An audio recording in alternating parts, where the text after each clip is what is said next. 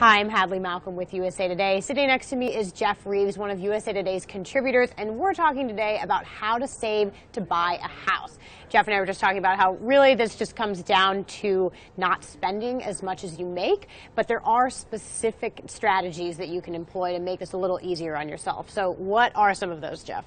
Yeah, so I'm a big proponent of just getting the pain out of the way. I mean, you can save a lot of money by buying store brand peanut butter and never getting Starbucks ever again and basically cutting to the bone on your discretionary spending. But let's be honest, you're going to go insane if you do that. So I think it's sometimes easier for a lot of folks to just save in big chunks. If you're going to maybe buy a new car, if you can keep it up and then maybe drive it for another year or two, you can save all that money. If you're going to take a beach vacation this year, maybe you only take a weekend in an airport Marriott or something instead. So if you save in big chunks, that sometimes makes it more palatable. You can get those small pleasures like a chocolate bar every now and again and not feel like you're cheating.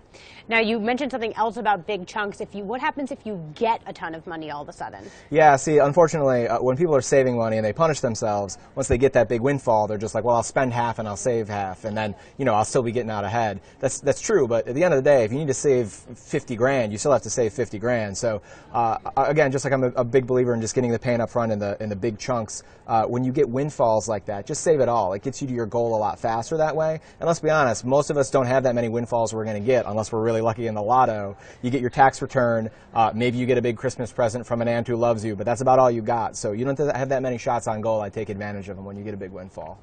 And there was something else you said that was interesting to me, which is that it's okay to maybe cut back a little bit on your 401k savings. What did you mean by that? Yeah, so fundamentally, when you're trying to save for a big investment like that, and a house is a big investment for somebody, there's a lot of benefits that come from home ownership. So I wouldn't necessarily say stop saving at all for retirement, because obviously you're going to retire eventually. But if, say, your employer matches, if you save up to 6%, they give you a 3% match. If you save 7%, they're still only going to give you a 3% match. Sometimes it makes sense, if you're a power saver who's been saving for retirement, to allocate a little more money towards your actual savings account to pay for that house. I would never leave money on the table with a 401k match, but if you're in a self-directed IRA or another program like that where there is no match, again, don't completely abandon your retirement plans, but it's one of those, you maybe have to rob Peter a little bit to pay Paul. And then after you have a house, remember, as soon as your house is paid for, especially if you're going to retire in that property, then you don't have to worry about those living expenses that are associated with it all anymore. So it is a way of paying yourself for the equity that you're going to have in your home.